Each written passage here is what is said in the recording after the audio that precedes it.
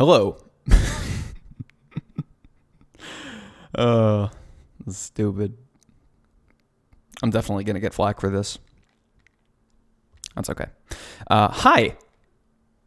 My name is Husky Hex, and welcome to the completely scientific, factual-based analysis of the Cybersecurity Certs courses and training version 1.0 tier list. This is a completely factual evaluation of each of the cybersecurity training, certs, and courses that you see down below the grid of the tier list that I have taken in my life, and we will use a completely scientific procedure to identify the pros and cons of each of these courses and certs, and then we will take that scientific fact and we will throw it out the window, and then I will use my completely subjective judgment based on absolutely nothing to rank these in the following categories. Up top, gotta have it.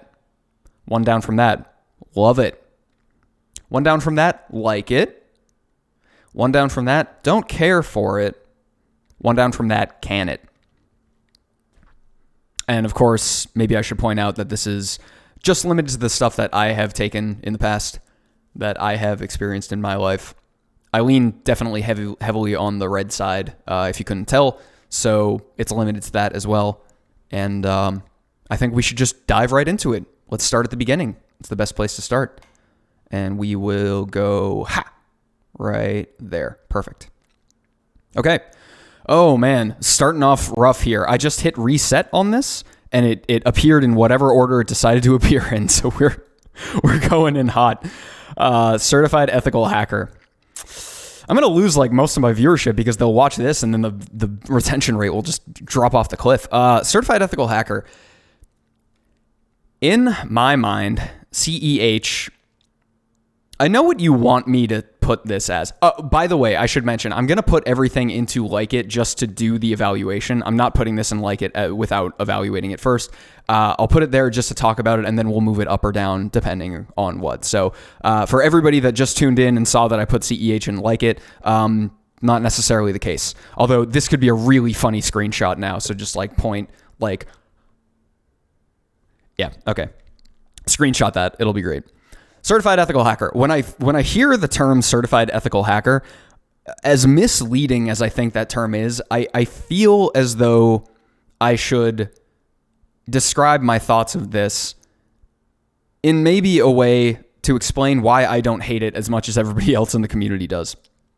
So certified ethical hacker is, I feel like there's something missing from the title. Like it should be like certified ethical hacker apprentice or certified ethical hacker like undergrad. And like if you go to EC Council's website and take a look at the course description of CEH, it does, for all of the marketing that they put in to say like, oh, that you'll be like a master hacker after you do this, which is of course not true. They do market it as like an entry-level course. So there's a certain subset of people that I think this works really well for. One, if you're in the Department of Defense or you work on classified systems or you need to be DoD 8570 compliant, this fits some of the bills for those job descriptions. Two, when I took Certified Ethical Hacker, I didn't have to pay for it, and they basically flew me out to Denver, Colorado for like a week. The course itself was very easy, so I just hung out and like went to clubs and stuff and had a good time. So I have like fond memories of this for some reason. The course material itself is not anything to write home about. And truth be told, it's a bit, I mean, the running joke is like, you know, hey, certified ethical hacker, can you please teach me how to do my job as a pen tester? And then certified ethical hacker is like, don't worry, the mitochondria is the powerhouse of the cell, and teaches you the Nmap flag for -O. And then that's it, right? So the course material itself is basically garbage. But like, I don't know, you could do worse if you're not paying for this, if you're early in your career. I see this as like a college level 101 course where it's like, here's a whole lot of information, very, very high level information about lots of different stuff in the field. If this sparks any interest in you, go do some other follow-on training. And that's how I feel about it. So I'm not going to can it immediately. We can, and this is the first one in the tier list. We can't just throw it into can it, you know? Or maybe we could. Why don't I do that? I'm going to put it in don't care for it. I don't have the same kind of distaste of this cert as everybody else. This is very much a leave it for me. Like I'm not going to write home. I'm not going to go out of my way for it. There's a certain subset of times when I think this would be beneficial to people. And I would never, ever pay full price for it. And even like the material, the time that you're spending in class learning the material might be better suited on some of these other platforms that you see down here, like Hack the Box and Try Hack Me. But I'm not gonna completely condemn this cert. I think it's just not something you want to go out of your way for. So CRTO, on the other hand, Certified Red Team Operator. This is the cert that accompanies the Red Team Ops course from 0 Point Security, headed by the incomparable Rasta Mouse. I took CRTO 2 times. One was in April of 2021 this year, and I had a really good time with it.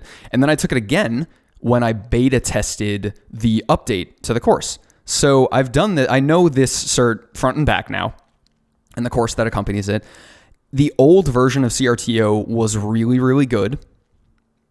And the new version of CRTO is absolutely amazing. So I think, gut feeling, I'm throwing this right up into gotta have it. Also, Rasta said, how much do I have to pay you to get into the top tier? And I said a bag of cheesy crumbles, leave it in the alleyway. He knows which one. And he did. So I have to put this in top tier. So I will. I'll put it right there. The problems that existed in the course before the update were like workable. And some of those problems were like, it was kind of like a bring your own tool situation where you could have Cobalt Strike and you could roll up to that, you VPN into the labs, and then you have that to work with. But if you didn't, you would have to use like Covenant or maybe another open source C2. And all the quirks and kind of problems with those other C2s are also in the course if you kind of set it up that way. So in the new course, totally different approach. Rasta Mouse and 0 Point Security now have a lab built in Snap Labs, and every student that enrolls in the course gets access to the Snap Labs, which is like a full, complete, isolated VM network that's blueprinted. It's completely the same for every student, and in that, you have a Kali box that has a fully licensed version of Cobalt Strike. So you get that for the duration of the course. So you don't take it with, you can't like take it with you, right? But you get it for the full time that you're doing the course and doing the exam. And like, if you're interested in intro red teaming stuff, you can't do better than that. Like you absolutely must have some kind of fluency in Cobalt Strike to be a really effective red teamer. So this is like, and the course is actually a little more on the difficult side, but it's entry-level red team tradecraft and operations. That's everything from like phishing to scanning and enumeration to doing your first kind of internal pivots, lots of Active Directory Kerberos abuse. Lots of good things to say about this course. I'm throwing it in, gotta have it, and I will not think twice about it. I like this course a lot, full stop. So next up, that is the certification that you get when you finish Certified Red Team Professional, not practitioner, professional. Yeah, Certified Red Team Professional. Not related to CRTO. This is from Pen Tester Academy, and it is a totally different, albeit, thematically kind of similar, but totally different certification coming from Pen Tester Academy. Pretty good course. The materials, I think, are well written. The labs are a lot of fun, but the subject matter is maybe just a little bit on the older side now. And it deals primarily with internal red teaming against Active Directory by means of PowerShell, using PowerShell to do Active Directory exploitation, which is not an irrelevant skill set. It still happens, and it's still something to know. It'll still get you mileage as a red teamer.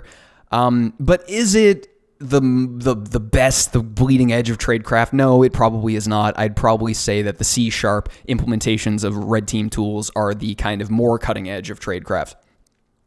That having been said, I think CRTP is exceptionally well produced. The labs were a lot of fun, and they were nice and coherent, and they kind of had like a through line to them. The exam was a lot of fun. I loved doing the exam. Gut feeling, I'm throwing this and love it. In spite of the fact that the cert subject matter is kind of showing its age a little bit, I still really liked this cert and the course that accompanied it, so I'm going to throw it and love it. Really good time. All right, this is CS50. This is CS50. That's literally what they say in the every video. This is CS50. So this is an interesting one. I'm glad I'm going to put this, and I'm actually going to throw MIT OpenCourseWare on the board at the same time, and I'll evaluate both of these at the same time. So, all right. This is CS50. CS50 and MIT's Intro to Computer Science with Python are two courses that I kind of did half of both. And I guess if you put them together, I guess maybe I have like one course between the two. But this is kind of an interesting thing to cover if you're a practitioner, and especially like a red teamer in the space, and you're wondering if you should develop a skill set with programming, software engineering, and really even kind of the more fundamental computer science skills. I can't recommend it enough to start to put some time into developing those skills. And CS50 and MIT's Intro to Computer Science with Python are like the best possible places that you can go to do that. First of all, they're from Harvard and MIT. They're free. They're available on YouTube, and you can go to edX and enroll in the courses. They're super practical because you're hands-on writing the programs that you're learning. They teach you from the ground up everything that you need to know for like a fundamental foundational computer science education. You don't even need to bring it to the level of like software engineer or like PhD student in computer science to really benefit from the stuff that's taught in these courses. CS50 was particularly a little more on the difficult side, so just be careful about that. Like if you're going to sit down and try to do that course, make sure that you devote enough time to it. But there's so much good information. The lectures in CS50 and Intro to Computer Science at MIT are just absolutely phenomenal. And I mean, you would expect that, right, coming from Harvard and MIT. No question, throwing both of these up into love it. Fantastic use of time, even if you didn't complete them all like I did. If you didn't finish out the courses, still fantastic to learn about algorithmic programmatic syntax, for loops, while loops, recursion, how to solve problems programmatically, divide and conquer, that kind of stuff. Doesn't get better than that. I beg of you, if you have not tried to enrich your programmatic and computer science understanding to be a better practitioner, go for it. There should be nothing holding you back because these courses are free and they're from Harvard and MIT. So it's an MIT education that you could have got from, $2.50 in late fees from the library. But I digress. This next one kind of ties hand in hand with that, and you probably can't tell what that is, but I assure you it is a college degree. College degree diploma. For this one, I'm going to call this the undergrad degree, and maybe we can kind of get into graduate as well. So I might catch some flack for this, and that's okay. I'm traditionally educated, and although I was kind of a non-traditional student, I have a really big appreciation for education and traditional college experience. You'll hear time and time again in this field, a lot of people will tell you that you don't need a college degree to succeed in this field. And that's true. I actually agree with that. You don't need a college degree in this field. But man, does it help. It helps like crazy. And it helps in a lot of ways that you might not anticipate. If you go to kind of like a big school, you have a crazy, crazy big network that you might not even realize that you have coming out of that school. Even today, when I say, oh yeah, and this is where I went to undergrad, I still run into people that are like, I went there too. Instant connection, instant networking opportunity. The other kind of not frequently spoken about benefit of college, especially in the undergrad experience, which is something I didn't get, but I've always had an appreciation for this part. You are surrounded when you're an undergrad, and maybe there are some undergrads listening to this, so maybe I could appeal to your sense of why am I here and why am I doing this. You're surrounded as an undergrad with a bunch of people that are like you, in the same setting as you, and in the same kind of academic pipeline as you. And so whatever you end up doing, whether your degree is in information technology or computer science or cybersecurity, mine is in IT flat, and then I have graduate certificate in cybersecurity. So when you're in the undergraduate pipeline like that, you're surrounded by people that are in the same situation as you. So if you're living on campus, like what's stopping you from going down the hallway and like knocking on your buddy's dorm room door and being like, hey, I have this crazy idea for a project, want to help? And then you guys can like hang out and start working on a project and see where it goes. And it might not go anywhere, but like the experience of like corralling your friends together and being like, all right, we're doing a project. You take care of this. You take care of this. And just like hanging out with your friends and making projects like that. Super, super cool. And eventually you'll be able to start putting things like that on a resume. And then you'll say, hey, when I was an undergrad, we did a hackathon and I found, X new things about Y. And then that's like really valuable experience to have. You can have a blast while doing it. So there's an often unspoken and underappreciated aspect of undergraduate life where you can just hang with your friends and build stuff all day if you wanted to. Super fun. So to say nothing of the paper, like the paper diploma, or even the classes that you go through, because those are hit or miss, and it really depends on which program you're in. Just being on a campus with a whole bunch of people and a big network that you can leverage and internship opportunities. It definitely can't hurt, I would say. Your mileage may vary because I understand that it's like a cost benefit analysis thing. Because I had the GI Bill and I didn't have to pay for college. And I know that's not a common experience. So yes, definitely cost benefit analysis. If you're there right now, I would just say absolutely make the best of it. Do some projects, hang out with your friends, have a good time. Don't neglect your studies. Do well, excel. But the real value, I think, is going to be like, sitting around, thinking about stuff, making projects with your friends, that kind of stuff. So. All right, this is, and I didn't even, and I gotta rank it. Actually, I'm gonna keep it in like it. Your mileage may vary, but for me, it was a really good experience. All right, next up is YouTube, and this is actually, I'm gonna say that this is a video on YouTube where there's like dubstep in the background, and somebody has a notepad document up, and there are just like typed out instructions on how to do some random thing in Metasploit. Throwing this right up into gotta have it. Full stop. No further explanation necessary, but I will explain. You can't go wrong with YouTube videos with dubstep in the background teaching you how to do random hacking skills. Can't go wrong. Next. All right. Discord. Same idea. Go find a Discord. Gotta have it. Throwing it right up and gotta have it. Go find yourself a Discord. Go hang with people in a Discord. And just talk in the voice chats and talk to people in the Discords. Ask them about their projects that they're doing. See if they'll get involved with what you're doing.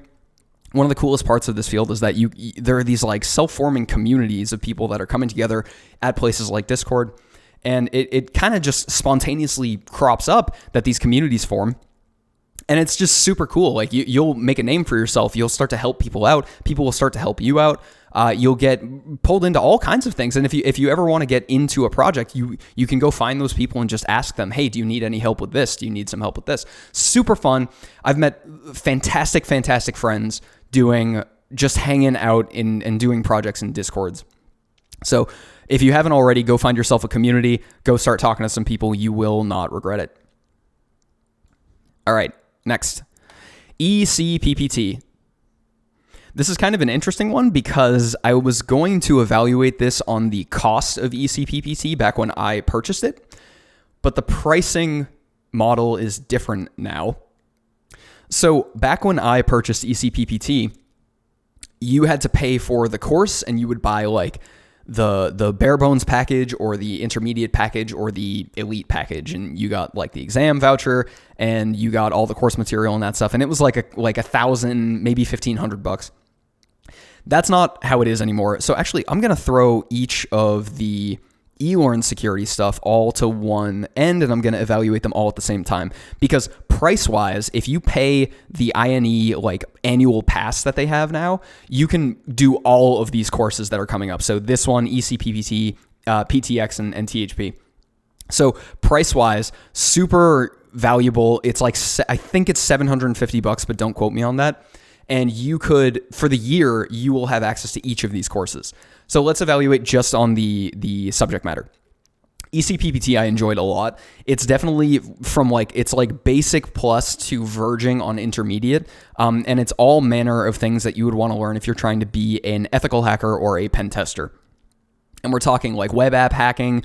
There's like a very, I would say, kind of out of place section on system security, which is like assembly in x86. I loved it when I went through it, and that's actually what sparked my interest in reverse engineering in the first place. But it's not for everybody. It's very down and in the weeds. And a lot of people will say like, why is this the first section of the course? Can I please just go to the web app hacking or the AD stuff? But that aside, I think that is a little out of place. If they move that a little bit later in the course, it probably wouldn't be so bad, but they like lead off with it, and it's a lot of information. You're talking about like setting up stack frames in x86 architecture for somebody that bought this and was like, I would like to learn how to do some Active Directory enumeration. So it's just it's kind of like a bit of a record scratch, but that's okay. I don't hold it against EcppT because the rest of the cert is really, really good. It runs the gamut of all manner of scanning and enumeration. You're going to do Active Directory hacking. You're going to do web app hacking. And the exam was like super fun. And it's a 7-day exam, so you've got plenty of time to work through this. And it's like it was a real good time. I'm not going to lie. So yeah, I'm going to throw the course of EcppT into love it. Let's go to PTX because I don't think I can say the same thing. Oh man, PTX. Like, I'm trying to like measure this out correctly because I want to come at this from the right headspace, because PTX, I failed it 3 times. 3 times? Maybe I passed on the third. 3 attempts, whether I passed it on the one after that or the third attempt. It was kind of a nightmare. That you have 48 hours to do everything that they're asking you to do in the exam. If you had like 5 days to do everything that they are asking you to do in the exam, maybe that would be enough. But like what they ask you to do is insane in that exam in that amount of time. And so the other half of that is, so the exam is like super, super tough, and it takes you, it took me a couple attempts. My saving grace was that every time I failed, I knew how to get to that point. So I would just pick it up from there, like on the next attempt. But on the other side of that, the material is actually like, the subject matter of the material is like super, super interesting, but like they just do it. The labs and the material are just not enough to like put it together. Like the labs are all very scattered and all over the place, and the material itself is really well written, and the references are like super on point, but it's like death by PowerPoint. It's like 700 PowerPoint slides trying to teach you how to do process injection. And I'm just like, I don't even know. I don't even know what I'm doing anymore. It's just a very I don't know. It's just a demoralizing kind of experience. I can't recommend it in its current form.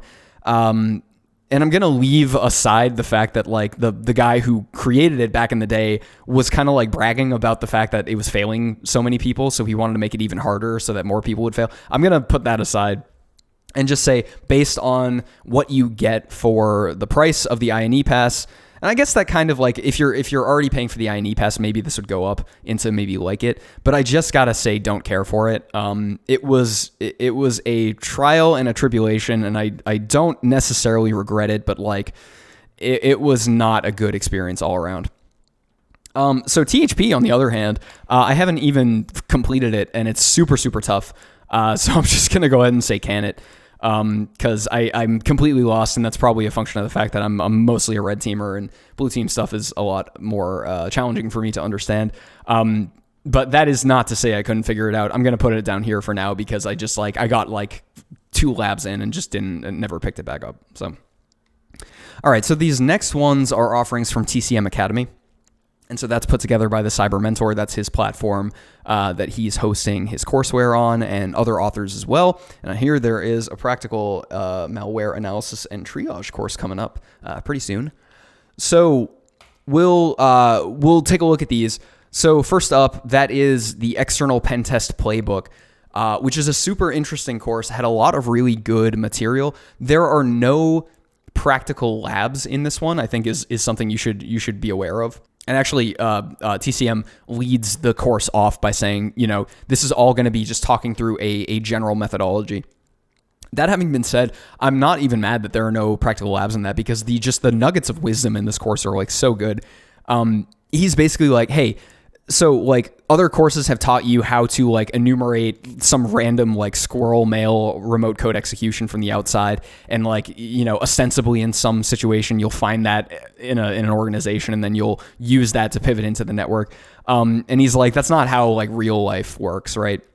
Most of the time, when you're performing external penetration tests, you're scraping credentials from breaches, you're spraying credentials and stuffing credentials against the external APIs of like a EWS or like OWA or something like that.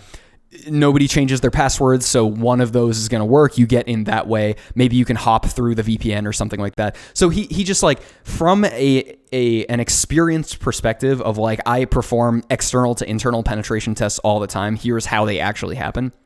The nuggets of wisdom in this course about that were fantastic. We're talking like, hey, two-factor authentication bypass for OWA. Like, hey, if they're enforcing multi-factor authentication, are they doing it everywhere? Did you check all of the API endpoints to see if they have multi-factor authentication enabled? Really good info. That having been said, the fact that there are no labs in it is something you should consider if you're looking to kind of plus up that skill set. But just for the wisdom alone, I'm going to throw this in. Love it. Really well produced, and it's like a fireside chat where you sit down and you just talk. Okay, tell me how the external penetration tests go. Lots of good info in there. Super cheap, $30 US. So I would go for it. All right, next up is practical ethical hacking. I took this one back when Heath released it on Udemy. It's no longer available there, but it is available on TCM Academy. I know, like, full stop, no question about this. I'm throwing this up here into gotta have it. So for $30, so for the cost of 2 or 3 water bottles in downtown Manhattan, you'll get every single practical skill that you need to be an ethical hacker, including internal Active Directory assessments, including web app pen testing, including like basic stuff. Like, this is what scanning and enumeration is. This is what Python is. This is how to write a port scanner in Python. And like, it's just like every part of the course kind of builds on to the next part. There's a capstone in there where you do some hacking against like kind of hack the box style boxes. That was super cool. And then like at the end, like he could have just stopped there, but then he was like, okay, let's like finish it out. Here's how to write a pen testing report. Here's some career advice. Like he could have just stopped for $30. He could have stopped at any point along that, and it would have been worth it. And he just kept going. It's just an incredible array of skills that you're gonna want to have. It's like he's like handing you a Swiss Army knife, except the Swiss Army knife is like amazing, and it instead of having a tiny little screwdriver, it's like the actual tools that you need to succeed.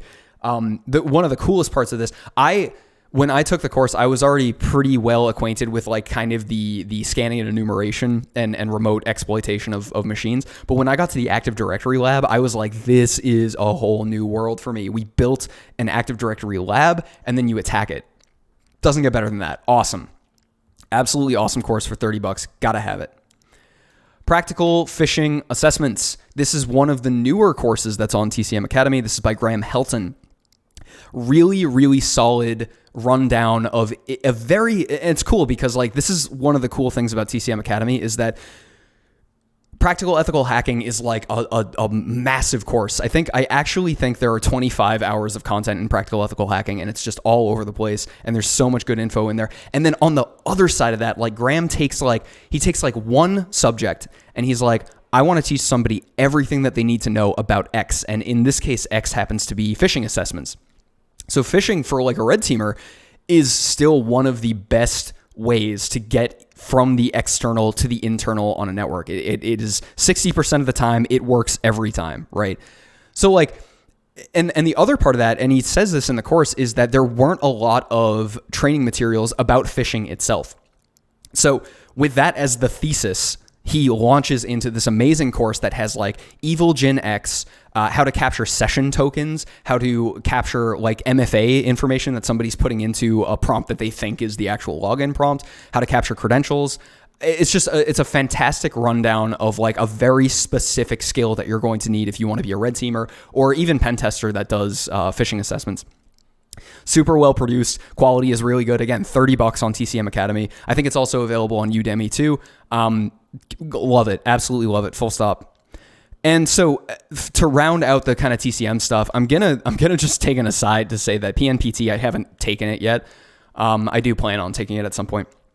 I'm going to throw this if it's anything like the other courses that lead into it, because basically PNPT is the certification at TCM Academy that kind of combines like external pen test playbook and practical ethical hacking and some of the other courses that are in there.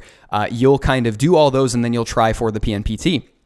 And this is, along the lines of you start in an external environment, you enumerate a fake corporation and you get internal access to it, and then you go from there. So I haven't taken it yet, so I can't really put it anywhere on the tier list. But I'm going to say I like it because I like what Heath's doing. I like that he is kind of a young guy in the industry that's trying to disrupt it and say, why are we doing it this way when it could be better? Let's all work to make it better. So like on principle alone, I'm going to throw it in like it, but really I kind of got to leave it out of the tier list here. So yeah. Hack the Box, and then I'm going to do Hack the Box and Try Hack Me at the same time. So Hack the Box, what I would say about Hack the Box is that there was a time when I think this was the best like training offering that was available. Given the price, it's very cheap. It's like $10-12 a month US. At a certain time in the past, this was probably the best that we had. And the problem with Hack the Box is it follows this idea of like bang your head against the wall until your brain is imparted some wisdom. It follows it dogmatically. I am of the school of thought that kind of, try hard kind of approach to things is right in certain circumstances, but it's not a one size fits all. It shouldn't be all of the training. I have this kind of armchair theory that information is no longer the bottleneck of our industry. I think that like mental health is now the bottleneck of our industry, meaning like the information's out there. But now back when Hack the Box kind of came around, there was less information to go off of. But nowadays the information is kind of out there. Like all of the stuff that you need to like bootstrap yourself into a capable practitioner is going to be out there. But like we are burning people day in and day out in this field. And people it's having people show up that I think is the big problem right now. And like, that's my problem with Hack the Box. I don't think it's a bad platform innately. I think that it relies too heavily on something that's not good for everybody. And to be fair, like it's literally gate kept. Like you have to actually like solve a CTF challenge to even get in the platform in the first place. So you kind of know what you're getting into. So it's right for the people that are choosing that path. But there are other ways that you can be taught and other ways that you can learn in this field that I think we need to start to consider more. That having been said, I'm not super against it. It's right for the right people. It's not right for everybody all the time. And really the community, I think, could do well to recognize the fact that like, just because you're not the type of person that does well in a Hack the Box kind of environment, you're worthy and you're okay. You're welcome in this field. But for the right person, I'm going to say like it. There are also the, like Hack the Box labs. I've done a few of those, but I never made it through any particular one all the way to the end, so I'll just leave those out. And then there's also like the academy style. There's like the learning paths and stuff. I haven't done those either, but maybe those are a little more instructional. So maybe if I were to do one of those and they have maybe a little bit more instruction, maybe I'd change my mind. But yeah, don't hate it. Don't care for it. I do like Hack the Box. I recognize that there are limitations to that medium of teaching. So on the other side of the coin, Try Hack Me is like the bizarro world Hack the Box. So Hack the Box is like, smash your head against the concrete and you might learn something. Try Hack Me is like, welcome, hello, sit down. We've got walkthroughs. Do you want challenges? We got challenges. Try Hack Me was like a thing that I didn't know that I wanted back when I started doing this stuff, because I started in the Hack the Box era and I had to endure knowing zero in the Hack the Box era. And so if Try Hack Me had existed, that would have accelerated the amount of knowledge that I had and completely cut back on the amount of time that it took to learn that. Try Hack Me is amazing. The community is very vibrant, super active community. It's very cheap if you're a subscriber. It's free otherwise. And like, I love the fact that they're crowdsourcing lots of different information and lots of different rooms and activities from lots of different people. So you get a super diverse set of skills, and they're very targeted skills, kind of like what I was talking about with practical phishing assessments. Like practical phishing assessments is like a course of a specified kind of target, right? It's a very well scoped. Try Hack Me rooms are like even smaller scoped, even more narrow, and they just like super zone in on one particular thing. Hey, here is the x64 assembly language. And then you just do a room and you pick up some notes about that. On the other side of that, they have the challenges as well. They have the things that are, these are no walkthrough, just figure it out. So there's a lot of variety in how you approach it. So like on principle, I gotta put this up into love it. It's verging on gotta have it. You know what? No, I'm putting this into gotta have it. It's so good. And the price is always right. It's super cheap or free. Yeah. Gotta have it. Try Hack Me. You've done fantastic stuff. I'm just sad that it didn't come around earlier in my career, but hey.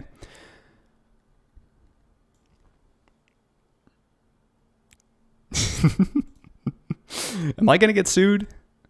I think I'm going to get sued. OSCP. You know me and I know you, OSCP. We had a lot of long studying nights together. I want to do this right, and I'm still probably going to get flack for this, and that's okay. I just got to speak my mind. There are two lives that I live here because, and I got to be honest, because on one hand, I'm very vocal, and people that know me, I'm very vocal about how this certification, I think, does more harm in a lot of cases than good. On the other hand, what is the first thing that I put on my resume? Basically, after a little bit of introduction, OSCP. On one hand, I recognize that this style of teaching, I think, is more detrimental to mental health than we should allow for in this certification industry, and I feel like we shouldn't tolerate it. On the other hand, what has gotten me more job interviews per capita than any of these other certifications? OSCP. It's a divergence of the cognitive dissonance is killing me with this cert. Because on one hand, I know it should be better. I know that it needs to be better because, like I said, I don't think information is the bottleneck anymore. And to be fair, OSCP is not, I mean, it's used as a gatekeeping cert for penetration testing specifically, which doesn't make any sense to me because there was no, at least when I took it, they updated the course 3 days after I took my exam. And then they put in Active Directory stuff. But from when I took the course, there was basically nothing that resembled what a modern penetration test would look like. And yet it's the one that people seem to look for the most. I think like having OSCP isn't everything, but not having it is. And I know a few instances where people are able to get pen testing jobs without OSCP, but they're few and far between. And I feel like that should change. I feel like we need more diversity in how we look for candidates. And I feel like this is just such a keystone cert, unfortunately, for the wrong reasons. And yet it's still, you cannot deny that it's so powerful to have on a resume. Is it for the wrong reasons? I don't know. So I think I'll just leave it at that. I think I'm going to have to, in spite of the fact that I want to put it lower, I have to recognize that it's powerful and just continue to have this cognitive dissonance about this stupid cert. So I'm going to put it there. I think we will do better. I think we will do better eventually, but for the short term, this is what we have. We need to deal with it. But I'm still a vocal critic of it. I'm not going to back down from that. I think the style of teaching could be improved, which is wild because I've heard field reports from people taking the higher level courses, and apparently they're like super instructional and have great learning material. And I'm like, great, but why isn't that in the first one that everybody takes? So, I don't know. OSCP. Your mileage may vary. All right. Sec Plus. This one's great. This is not OSCP at all. This is come on in, welcome. This was my first certification. This is what kind of lit the fire for me to be like, I think I want to do this for real IRL. I think I want to do this for a career. It's not like technical. It's not technical at all. You're not going to know how to even run Nmap after you take this course, I don't think, unless they've updated it. I took it a long time ago. But it's so good from like a welcome to the field. Welcome to the internet. Welcome to the field. And And in a similar way that like CEH I said is like Hacker 101, Sec Plus is like, it's like Infosec 101. It's like, hello, welcome, come on in. Here's a whole bunch of resources, and here's a whole bunch of sections of the field. Go see which ones pick your fancy. Some of the material in this was actually a little more, and it's on paper, and you have to take a multiple choice cert to actually get it, or a multiple choice quiz really to get the cert. But some of the information was kind of cool. I mean, like they're asking you like, okay, you see this in the logs. What does that look like? So you need to have like a little bit of awareness of cybersec information at like a very, very low technical level, or not low technical level, but like a very preliminary technical level. But this has the added benefit of checking off the DoD 8570. Again, if you're in the US and you want to work on classified systems, that's why I got this. You can get this one for 8570. Really good intro to the field. I don't remember how expensive it is. I don't think it's like crazy expensive. And you'll get good mileage out of starting with this one, I think, as a general IT security, information security background. I think you'd get a lot of mileage in. I'm throwing it in and love it. I really did like the cert a lot.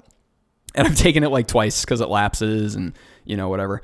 All right, another kind of off the ball one, Twitch, all the way up here.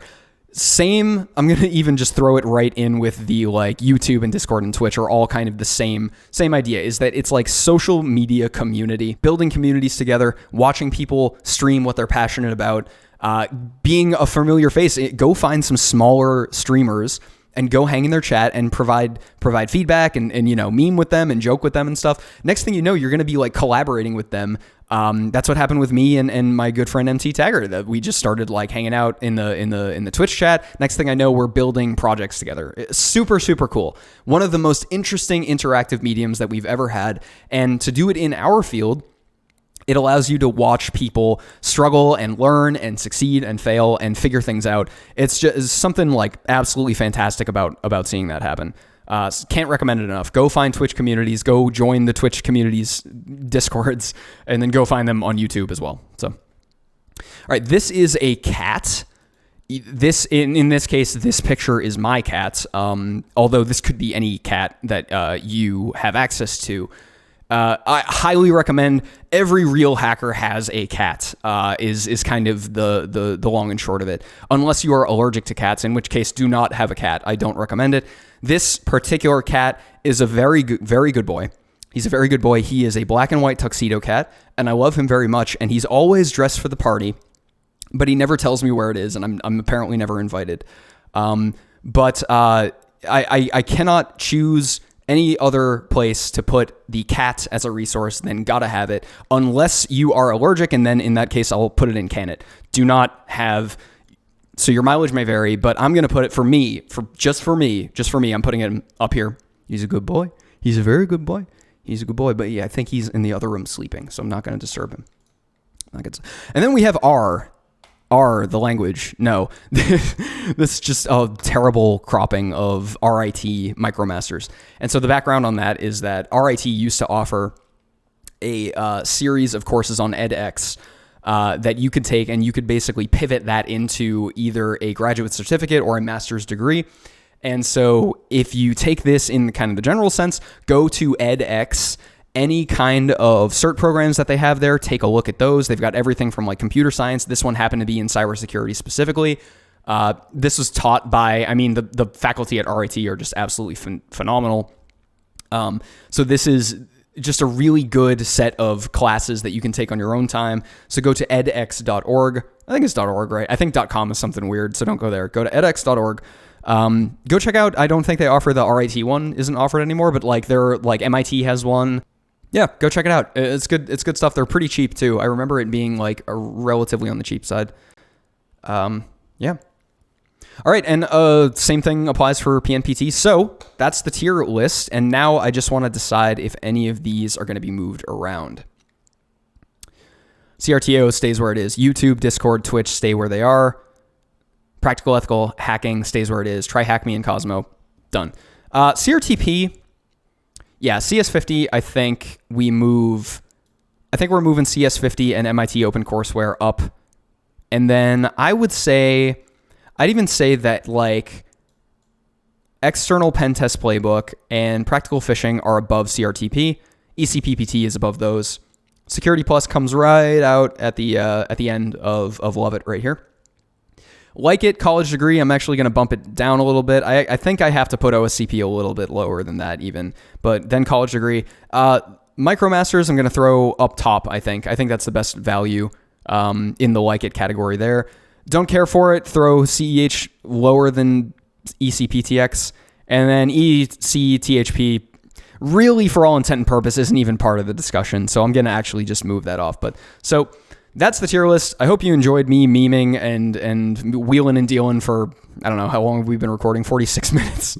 So I hope you enjoyed that. If you like it, follow me on Twitter. I don't care. I'm the whatever. Just do whatever. Have a good night. Take care of yourselves. Be safe. I'll see you next time.